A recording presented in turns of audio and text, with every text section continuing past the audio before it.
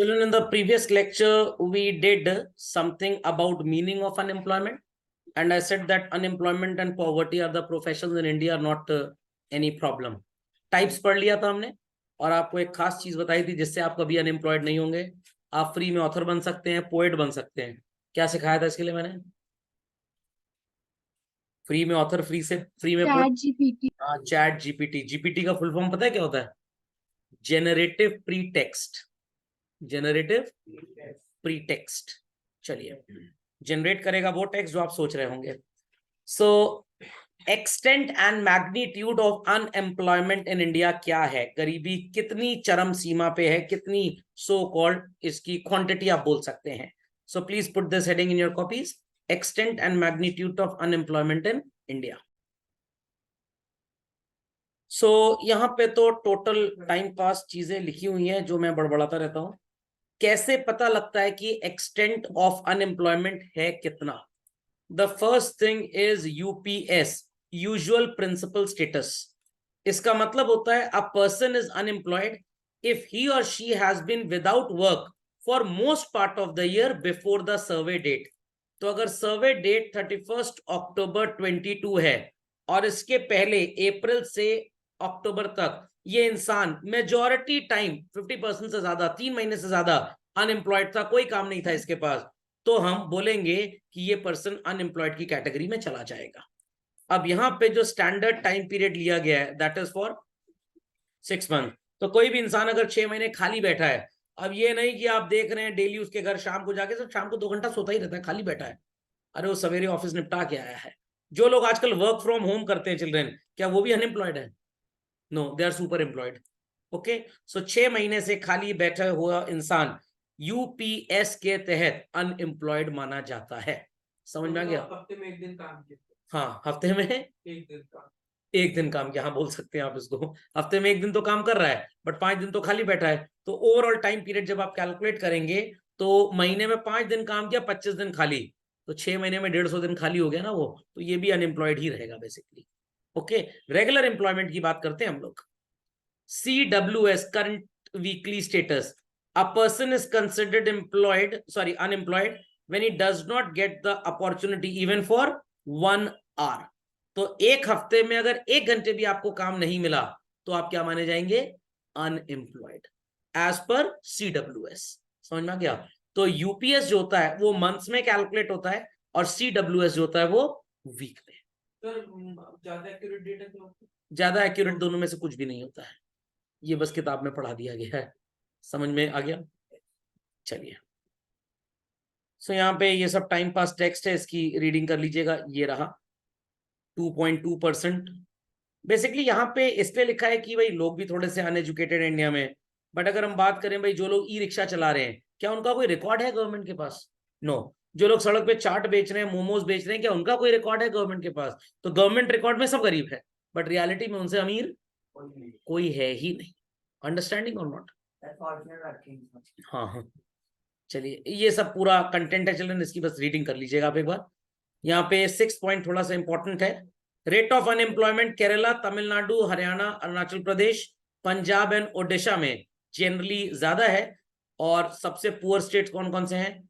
MP, Chhattisgarh, Bihar and Jharkhand. But यहाँ पे जो रेट ऑफ अनएम्प्लॉयमेंट है वो कम है। सर ये कैसे हो सकता है? ये ऐसे हो सकता है बच्चों कि अपग्रेडेड जगह पे स्किल ज्यादा चाहिए।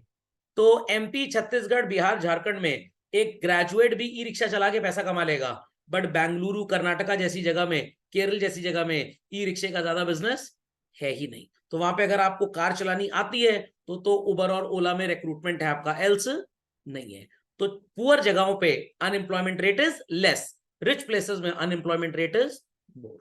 Okay, because in rich places more skill is required. हाँ, कंपटीशन ज्यादा है। Yes, educated unemployment is much higher. इसका क्या मतलब होता है? पीपल आर एजुकेटेड, पढ़ाई लिखाई तो उन्होंने कर ली, उसके बाद उनको उनके मतलब का, उनके लायक का जॉब नहीं मिल पा रहा। बीटेक जानते हैं बच्चों? Brain technically empty, bachelor of technology.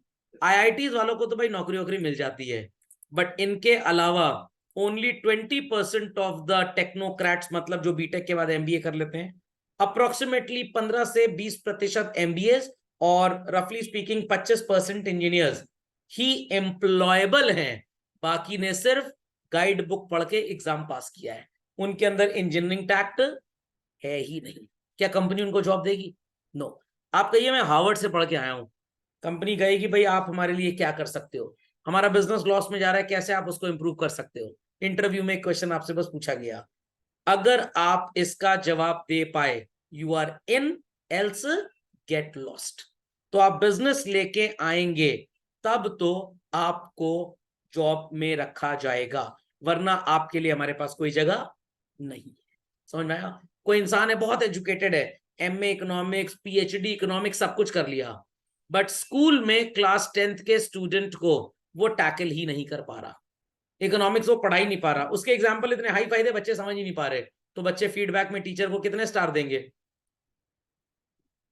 1 star 5 में से। क्या स्कूल इस टीचर को रिक्रूट करेगा? नो। बट यूनिवर्सिटी में टीचर हिट था, क्योंकि इसके एग्जाम्पल का लेवल बहुत हाई था, जो स्कूल के बच्चों के लिए बहुत डिफिकल्ट टू अंडरस्टैंड है। बात समझ में आई कि बिल्कुल भी नहीं आई? कंफर्म? चलिए। Rate of unemployment is very high among youth, obviously बात है, क्योंकि यूथ की पॉपुलेशन हमारी इंडिया जैसी कंट्री में सबसे ज्यादा है, and only they come to seek employment. क्या 70 साल का बुढ़ा एम्प्लॉयमेंट लेने जाएगा? Answer absolutely not. तो NSSO का डेटा बोलता है कि 13% of the youth between 15 to 29 year 2020-21 में जॉबलेस था।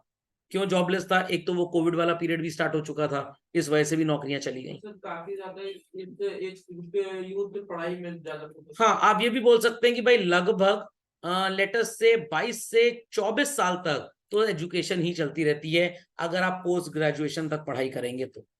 समझ में आई बात?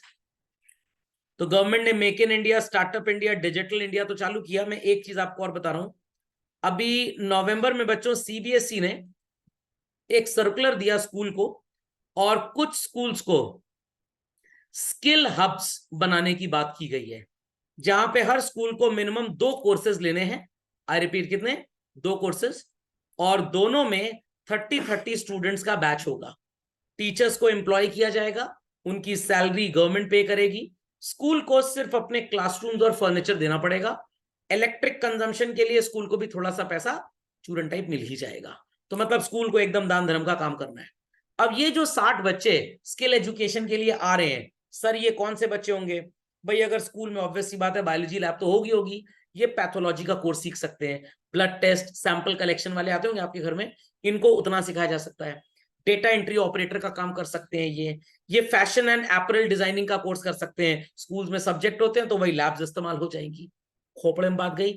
बैंकिंग एंड मार्केटिंग की इनको पढ़ाई करा दी जाए, कुछ विजिट्स इनकी बैंक में होंगी, और कॉमर्स के टीचर्स जो स्कूल में जॉब कर रहे हैं या बाहर से नए टीचर्स रखे जाएंगे, वो इनको थ्योरेटिकल पार्ट पढ़ा देंगे कम से कम। तो होगा क्या? ये 60 बच्चे एम्प्लॉयबल हो जाएंगे कम से कम, तो एम्प्लॉयमेंट रेट कंट्री में बढ़ जाएगा। ये इस साल से CBSE ने स्टार्ट किया है। कंप्यूटर में अकाउंटिंग सीख सकते हैं, कंप्यूटर प्रोग्रामिंग कोडिंग सीख सकते हैं, कंप्यूटर टीचर्स इनको सिखा देंगे। अंडरस्टैंडिंग? तो ये CBSE ने एफर्ट स्टार्ट किया है, हो सकता है अप्रैल तक IC स्कूल भी इसको स्टार्ट कर देंगे। समझ में आ गया? लॉकडाउन एंड डिस्ट्रप्शन की बात की गई है, तो आपने देखा ही हुआ है, तो इसलिए कुछ टेंशन है नहीं यहाँ पे। होता क्या है अगर इंसान अनएम्प्लॉय होता है तो सर क्या करेगा? ई रिक्शा चलाएगा, चोरी करेगा, डकैती करेगा, चेन स्नैचिंग करेगा, या ग्रुप एडमिन भी बन सकता है व्हाट्सएप पे। Got it? Put that in consequences of unemployment. चलिए, ऑब्वियसली बात है भाई, अगर पर्सन अनएम्प्लॉयड है तो हो क्या रहा है? हमारी काफी ह्यूमन कैपिटल वेस्ट हो रही है। पढ़ लिख के PhD कर ली, नौकरी बढ़िया मिली नहीं, अलकायदा ज्वाइन कर लिया, इस्लामिक स्टेट ज्वाइन कर लिया, फिजिक्स में और मैकेनिकल इंजीनियरिंग में इनका स्पेशलाइजेशन भी था, बम बनाने लग गए। या फाइनेंस में स्पेशलिटी थी, कोडिंग अच्छी आती थी, लोन के जो आजकल स्पैम एप्स आ रहे हैं वो बनाने लग गए, चाइना चले गए। समझ में गया? तो पढ़ा लिखा दिमाग जो होता है वो ज्यादा खराब होता है, और वो ज्यादा नुकसान पहुंचा सकता है। तो हम क्या कर रहे हैं? हमारे रिसोर्सेज एक तरह से वेस्ट हो रहे हैं। समझ में आ गई बात? अब मेरे को तोते की तरह पूरा अंदर पढ़ के समझाने की जरूरत तो नहीं है। चलिए, loss of labour efficiency, your efficiency was this much, कि आप साल का 500 करोड़ रुपए रेवेन्यू जनरेट कर सकते थे, बट आप गलत सलत कामों में चले गए, साल का 1500 करोड़ रुपए क्रिमिनल एक्टिविटीज से जनरेट कर रहे हैं। समझ में आ गया? तो ये तो कोई प्रॉब्लम की बात नहीं चली, भाई पैसा आ रहा है। बट अगर 500 करोड़ रुपए का काम आप कर सकते थे, बट आपकी एफिशिएंसी लग गई क्योंकि ज्यादा जॉब्स हमारे पास थे नहीं, और आप 100 करोड़ ही सिर्फ जनरेट कर पा रहे हैं, तो आप अपनी एफिशिएंसी को लूज कर रहे हैं। Got it clear? तो ऐसा होता क्यों है? जब वर्कर्स काम के लिए लॉन्ग पीरियड के लिए बाहर जाते हैं तो उनकी स्किल बेकार हो जाती है और काम की हैबिट भी गड़बड़ा जाती है। Structural unemployment. हाँ, स्ट्रक्चरल एम्प्लॉयमेंट भी होता है। तो मान लीजिए कि आपके पास स्किल थी, आपने बीटेक मेटलर्जिकल में कर लिया, मेटलर्जिकल इंजीनियरिंग, नौकरियां बहुत ज्यादा थी नहीं यहाँ पे, गोल्ड प्लेटिंग एंड ऑल वगैरह भी इसी में आता है ना, मेटलर्जिकल में नौकरियां बहुत ज्यादा थी नहीं, आपने एक आईटी कंपनी ज्वाइन कर ली, और आप क्या कर रहे हैं आईटी कंपनी में? प्रोग्रामर के साथ आप उसको सपोर्ट स्टाफ की तरह काम दे रहे हैं, क्योंकि जहां पे आपको काम करना चाहिए था वहां पे आप जाना नहीं चाहते, और जहां आपको काम मिल रहा है वहां पे आपके टैलेंट की कोई कदर है ही नहीं। सो आपने शाहरुख खान का नाम सुना है? वो इंजीनियर है। नहीं नहीं नहीं, इंजीनियर कुछ नहीं है। एक वो फिल्म वाला इंस्टीट्यूट है ना, एनएसडी नाम सुना होगा, नेशनल स्कूल ऑफ ड्रामा, यहां से इन्होंने पढ़ाई लिखाई कंप्लीट की, और ये लोगों को मोहल्ले में नौटंकी सिखा रहे हैं। क्या इनका टैलेंट नौटंकी सिखाने का है? लॉस ऑफ लेबर हो रही है इनकी। समझ में आ गया? He should be going to a better place for working. समझ में आ गया? और अगर आप अपनी स्किल लॉन्ग टाइम तक नहीं यूज कर रहे तो आपकी स्किल तो खत्म हो ही जाएगी, प्लस आपका ब्रेन नेगेटिव भी चलने लग जाएगा। तो if I am a teacher, I can teach up to post graduation, but क्योंकि बहुत अच्छे जॉब्स थे नहीं पोस्ट ग्रेजुएशन में, तो I thought to teach nursery, KG and prep kids. समझ में आ गया? जिनको सिर्फ टॉयलेट और पानी वाला ही काम कराना है, बाकी तो इनकी पढ़ाई ज्यादा होती नहीं है। तो अल्टीमेटली हो क्या रहा है? मेरी एफिशिएंसी क्या हो रही है? कम हो रही है। समझ में आ गया? आपने national institute of fashion technology से पीजी प्रोग्राम कंप्लीट कर लिया, तो आपको भाई किसी बड़े फैशन हाउस में, किसी बड़े मर्केंडाइज जो क्लोथिंग मर्चेंट्स होते हैं, यहां पे जॉब करना चाहिए, क्योंकि आपके पेरेंट्स आपको शहर से दूर जाने नहीं दे रहे थे। तो आपने एक पर्टिकुलर यूनिवर्सिटी में फैशन स्टडीज डिपार्टमेंट में प्रोफेसर का जॉब पकड़ लिया।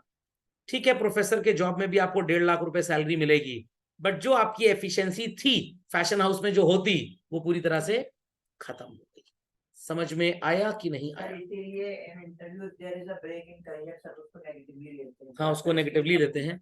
अभी 1 अप्रैल 2025 से चल रहा है सीबीएसई, यूनाइटेड नेशंस, यूनेस्को मतलब जो बच्चों के लिए होता है, और माइक्रोसॉफ्ट मिलके प्रोग्राम डिजाइन कर रहे हैं। मैंने अभी स्किल हब की बात की थी ना, 25 modules at the very beginning आएंगे। नर्सरी, केजी, प्रेप की एजुकेशन खत्म होने के बाद क्लास 1 से लेके पोस्ट ग्रेजुएशन तक every student is required to do this self learning certificate skill program. Website पे लिंक होगा इसका, वीडियोस देखिए, एग्जाम दीजिए, वीडियोस देखिए, एग्जाम दीजिए। सेल्फ लर्निंग रहेगा पूरा का पूरा, कुछ ऐसा नहीं होगा जो समझ में ना आए। और हर बच्चे के लिए साल में 2 सर्टिफिकेशंस लेना कंपलसरी है, नहीं तो आने वाले टाइम में उसको जॉब के लिए फिट नहीं समझा जाएगा। आपको डांस अच्छा लगता है, ड्रामा अच्छा लगता है, उसका मॉड्यूल है। आपको स्केचिंग अच्छी लगती है, उसका मॉड्यूल है। आपको क्लास 10th के बाद बैंकिंग मार्केटिंग अच्छा लगता है, उसका मॉड्यूल है। आपको astrology, astronomical sciences, space sciences, metallurgical, fashion designing, then data entry, computer programming, coding, apparel designing, got it clear? ये फील्ड्स में इंटरेस्ट है, इनके कोर्सेज आप इनको करिए। और जब आप ये काम नहीं करेंगे, आपकी अगली ग्रेड ऑफ एजुकेशन में आपको एडमिशन ही नहीं मिलेगा। तो 12th क्लास तक अगर आपकी पढ़ाई 24 क्लास की हुई है, 48 सर्टिफिकेशंस आपके पास होने चाहिए, then only you will be considered to enter into a graduation course. Graduation 3 साल का है, हर साल 2 सर्टिफिकेशन, 6 सर्टिफिकेशन ग्रेजुएशन में लेंगे तो जाके पीजी में एडमिशन मिलेगा। तो इसलिए पढ़ाई का पूरा कल्चर बदलने वाला है। एंड 1 अप्रैल 2026 से ये सिस्टम इंडिया के साथ दूसरी 5 कंट्रीज भी फॉलो करेंगी। तो अभी पहले इसको इंडिया में लागू किया जाएगा, हो सकता है हैंड इन हैंड दूसरी कंट्रीज भी इसको अडॉप्ट करें। तो माइक्रोसॉफ्ट, यूनेस्को और सीबीएसई ये काम अभी कर रहा है, टीचर्स से इनसाइट्स और इनपुट्स लिए जा रहे हैं। और नहीं, सीबीएसई बना रहा है, होगा world wide, what it clear? पहले इंडिया से स्टार्ट होगा। 5 countries in line are with us, जिन्होंने एमओयू साइन किया है माइक्रोसॉफ्ट के साथ कि हम भी इन प्रोग्राम्स को अपनी कंट्रीज में लाना चाहते हैं। क्योंकि see US, UK, China, Japan, Russia काफी डेवलप्ड नेशंस हैं, हमारे बच्चों को उनके साथ कॉम्पीट करने में टाइम लगेगा, तो हम उनको एडिशनल पढ़ाई करा के ये स्किल डेवलप कर सकते हैं। Is that clear? नहीं समझे? चलिए चलूं आगे। सो thirdly, to the extent of unemployed workers are dependent on earning members for their living and survival. घर में बड़ा भाई कमा रहा है तो छोटा काम करके क्या करेगा, बेचारा कमजोर हो जाएगा, इसलिए वो काम भी नहीं करता। ये है खाली बैठना। और प्लस क्या आपका स्टैंडर्ड ऑफ लिविंग इंप्रूव होगा चिल्ड्रन?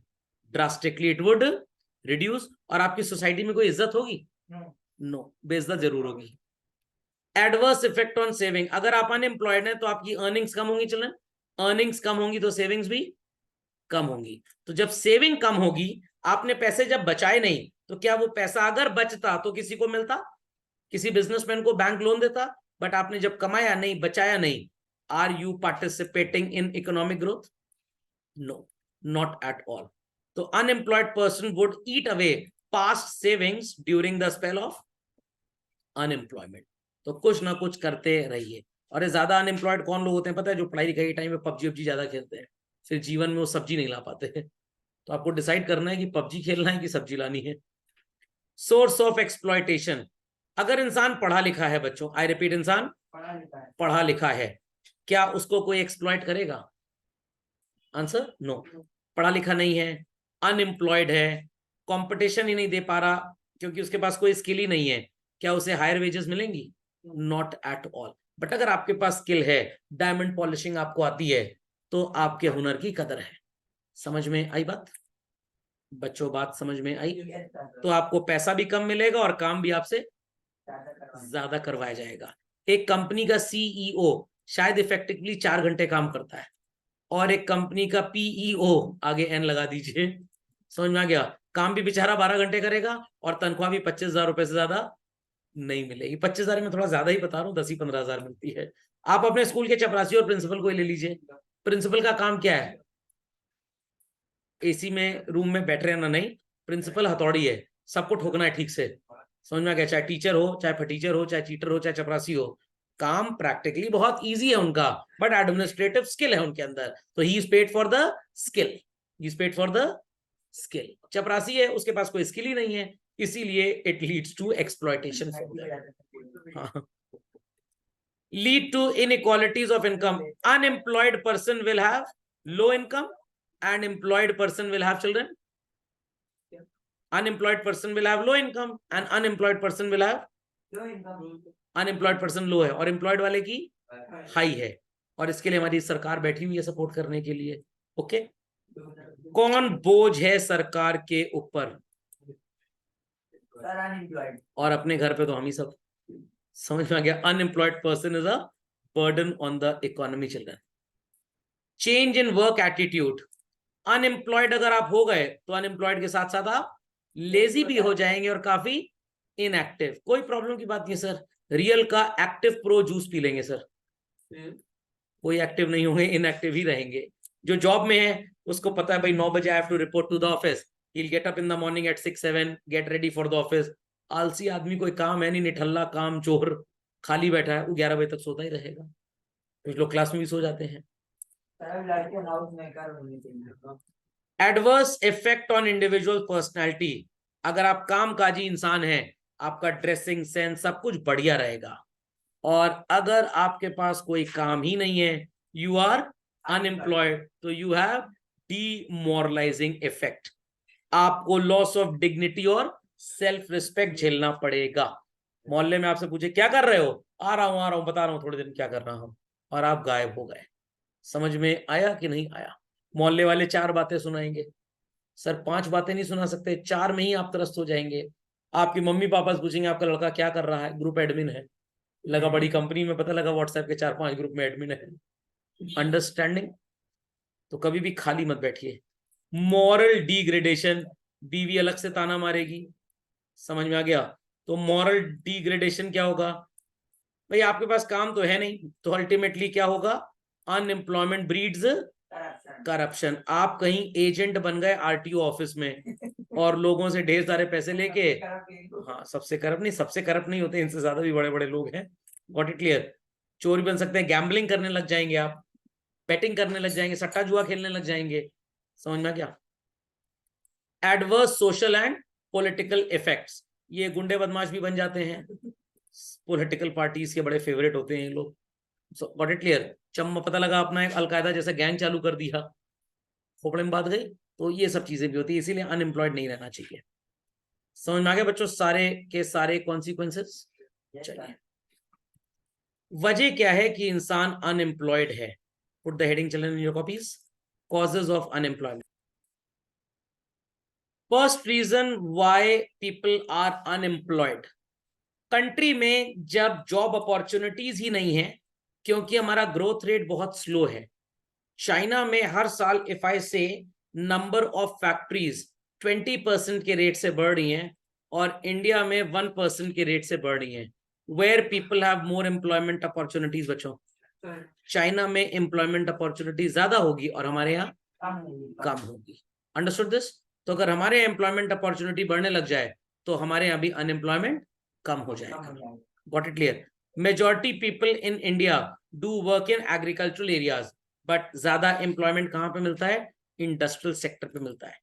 एग्रीकल्चरल एक्टिविटीज ज्यादा करेंगे आप तो लैंड पे प्रेशर ज्यादा होगा चिल्ड्रन, जिससे किस तरह का अनएम्प्लॉयमेंट होगा? Disguised unemployment. जितने लोगों की जरूरत है उससे कहीं ज्यादा लदे पड़े हैं। ओके, बट उतना आउटपुट है ही नहीं। हाँ, इनकम डिस्ट्रीब्यूट रहती है। Low growth rate of agriculture, same thing. अगर एग्रीकल्चरल सेक्टर में ही रिटर्न्स बहुत ज्यादा होते तो सारे के सारे लोग जो गांव वगैरह में एग्रीकल्चरल एक्टिविटीज करते हैं चिल्ड्रन, वो कभी भी अनएम्प्लॉयड ना होते, उनको हमेशा एम्प्लॉयमेंट मिलता। बट एग्रीकल्चर सेक्टर में जो सामान उगता है बड़ा सस्ता बिकता है। That's why people are doing diversification in agricultural activities. कैसा डाइवर्सिफिकेशन? सिंपल डाइवर्सिफिकेशन है भाई, पहले गोभी उगाते थे जो 40 रुपए का एक फूल बिकता है, अब ब्रोकली उगाएंगे, उतनी ही क्वांटिटी 400 रुपए में बिकेगी। पहले ग्रीन वाली शिमला मिर्च उगाते थे, अब कलरफुल शिमला मिर्च उगाएंगे जिसके पैसे ज्यादा। भुट्टे का कुपोषित संतान, हाँ बेबी कॉर्न बेसिकली, वो थोड़ा सा महंगा बिकता है। भुट्टे की कुपोषित संतान होती है ना, प्री मेच्योर बेबी। समझ में आ गया?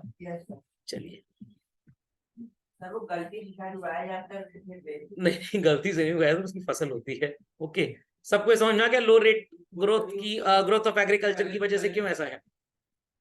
चलिए, लो ग्रोथ रेट ऑफ एग्रीकल्चर होता क्यों है ये आपको जानना बहुत जरूरी है चिल्ड्रन। टेक्नोलॉजिकल और इंस्टीट्यूशनल फैक्टर्स इसके लिए रिस्पॉन्सिबल है। इंडिया में आपने एमबीए तो सुना होगा चिल्ड्रन, क्या आपने एमबीए एग्रीकल्चर में सुना है? नहीं सुना होता है। इंडिया में एक बहुत बड़ा एग्रीकल्चरल वेयर हाउस है चिल्ड्रन, आर्या एग्रो, मेरे फ्रेंड को बिलोंग करता है, आप गूगल करिएगा, ये इंडिया के सबसे बड़े वेयर हाउसेस में काउंट होता है। What it clear? अभी रिसेंटली बिल गेट्स आए थे, उन्होंने ख्वाहिश रखी थी कि मेरे को आर्या एग्रो के सीईओ से मिलना है। So my friend Anand Chandra went to meet him. कहाँ के पास आउट? वो इलाहाबाद के मेरे स्कूल के सेंट जोसेफ के ही पास आउट है। इवन जो अमेजोन के हेड है all India, that person also belongs to the city of Prayagraj. Prayagraj वाले काफी धूम मचाते रहते हैं, तो फिजिक्स वाले जो हाँ वो भी वहीं के हैं। समझ में आ गया? इनएडिक्वेट कैपिटल, क्या फार्मर्स के पास एम्पल अमाउंट ऑफ कैपिटल होता है बच्चों? Children, ample amount of capital होता है फार्मर के पास? नो, बेचारा गरीब सा है, झोपड़े में रहता है। समझ में आ गया? अभी शाहरुख खान की जवान मूवी आपने देखी होगी, तो शाहरुख खान इसी करप्शन के अगेंस्ट है कि रिच इंडस्ट्रिस्ट का हजारों करोड़ का लोन माफ हो जाता है। मर्सिडीज गाड़ी मिलती है 4-6% के रेट ऑफ इंटरेस्ट पे, बट फार्मर को ट्रैक्टर मिलता है 14%, 15% के रेट ऑफ इंटरेस्ट पे। समझ में आ गया? तो वो मूवी इसी करप्शन पे बनी है बेसिकली।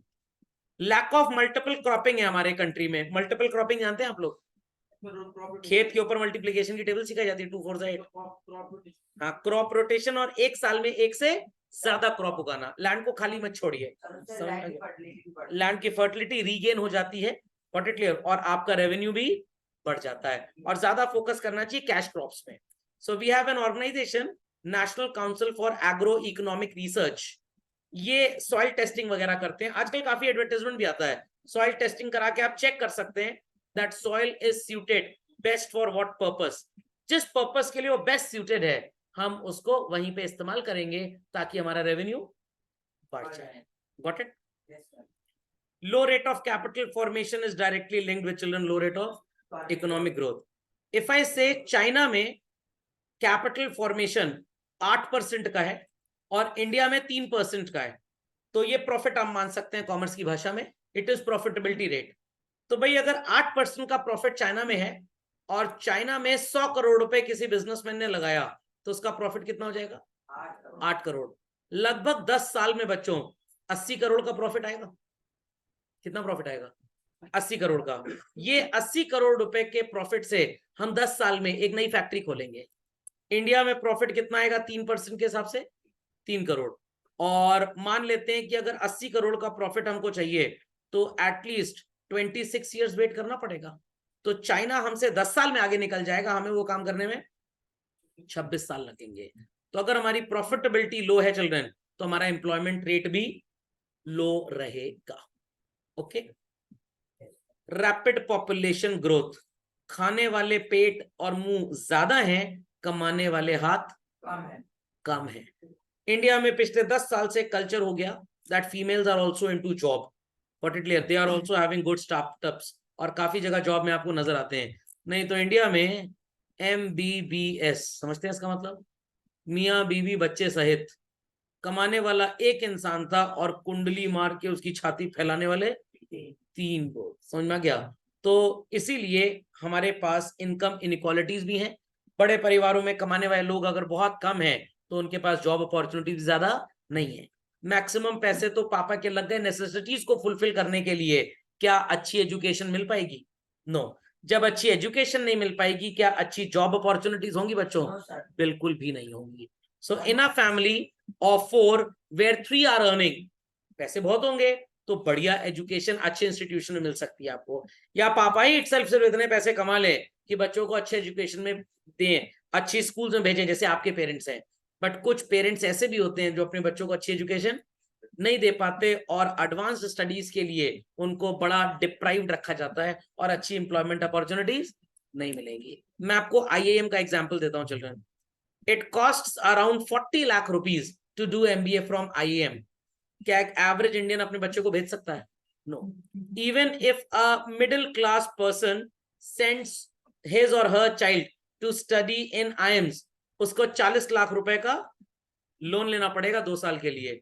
विद इंटरेस्ट कॉस्ट हो जाएगी लगभग 50 लाख। जॉब लग भी गया तो बेचारे का 2-3 साल तक तो लोन ही पे ऑफ होता रहेगा। तो जॉब अच्छा है भी, कमाई भी है, बट वो कमाई कहां जा रही है? लोन पे ऑफ करने में। Understanding this? और जिन फैमिलीज की पॉपुलेशन विलेज में ज्यादा होता है, ये पुअर एरियाज में ज्यादा होता है, पॉपुलेशन जहां बहुत ज्यादा होती है, कुत्ते बिल्ली की तरह बच्चे पैदा किए जा रहे हैं। 6-6, 8-8 बच्चे होते हैं। आपके घर में हाउस हेल्प आती है, उसके यहाँ ये सब होगा। 8-8, 10-10 बच्चे पैदा किए जा रहे हैं, तो उनके बच्चे ई रिक्शा चलाते हैं बस। इसीलिए एम्प्लॉयमेंट अपॉर्चुनिटीज वर्स्ट होती हैं। ओके। कोई क्रिकेट टीम बना रहा है तो कोई बास्केटबॉल टीम बना रहा है। एलन मस्क नाम तो सुना ही होगा। मस्क का डीओ यही बनाते थे? नो। इनकी कंपनी का नाम क्या है चलन? स्पेसएक्स, जो वो स्पेस वगैरह में स्पेस स्टेशन वगैरह ये सब काम भी करते हैं। अब इनका भी एक इंटरनेट आने वाला है, बहुत तेज काम करेगा। छोटी छोटी सैटेलाइट्स होंगी आपके घर की छत पे नहीं, सो कॉल्ड आपकी छत से लगभग 200-400 किलोमीटर ऊपर। सर सिग्नल दे देगी? अरे आपने वो मूवी देखी होगी परमाणु, सैटेलाइट फोटो खींच लेती है तो सिग्नल की क्या बात है, सिग्नल आ जाएगा और इंटरनेट बहुत तेज हो जाएगा। अभी इन्होंने ट्विटर को खरीद लिया था और उसका नाम भी एक्स हो गया है। समझ में आ गया? आए थे मेरे पास मेरी क्लासेस को खरीदने, मैंने कहा एक्स गेट लॉस्ट। समझ में आ गया? तो अल्टीमेटली एलन मस्क जी इंडिया में टेस्ला का प्लांट लगाने वाले थे। मोदी जी को इन्होंने बोला कि 60 वर्कर्स में हायर करूंगा और मेरी फैक्ट्री चल जाएगी। मोदी जी ने कहा गेट लॉस्ट, टाटा को हम लाइसेंस देंगे because they have promised to employ a workforce of 1000 people. कम से कम 4000 लोगों का पेट भरेगा। समझ में आ गया? तो हमारे एलन मस्क अंकल कौन सी टेक्नोलॉजी ला रहे थे? Capital intensive. ज्यादा काम मशीनें कर देंगी तो वर्कर्स का काम खत्म हो जाएगा। लेकिन ये इंडिया में जरूरत नहीं है। इंडिया में इसकी जरूरत नहीं, लेबर इंटेंसिव। लेबर इंटेंसिव चाहिए। ये तो आपको पता ही है। इकोनॉमिक्स की क्लास में मैं 90% तो आपको हिस्ट्री पढ़ाता रहता हूँ। समझ में आ गया? Defective education system. हमारा कॉमर्स का बच्चा 12th क्लास भी पास कर जाए बच्चों, उस बेचारे को यही नहीं पता होता कि बैंक में पैसा जमा कराने के लिए पे स्लिप कैसे भरी जाती है। ये उसके पापा मम्मी दादा दादी जी सिखाते हैं घर पे। तो जो चीजें स्कूल में सिखानी चाहिए वो घर में सिखाई जाती हैं। समझ में आ गया? तो इन दैट केस बच्चे को लगता है भाई हम क्या फालतू की चीजें जाके पढ़ रहे हैं। अभी मैंने आपको स्किल हब का एग्जांपल दिया, तो like this education system is on a revamp basically. What in educate employment planning, यहां से बच्चों हम कंटेंट अगले लेक्चर में पढ़ेंगे। बस ये खत्म पे ही है, और उसके बाद कैसे इन चीजों को हटाया जाएगा। व्हाट इट ये मेजर्स टू रिमूव अनएम्प्लॉयमेंट में एक तो जो लास्ट वाले चैप्टर में ढेर सारे प्रोग्राम्स पढ़े थे हमने, वो जरूर पढ़िएगा बच्चों। ओके, तो अगले लेक्चर में इस चैप्टर का राम राम सत्य हो जाएगा।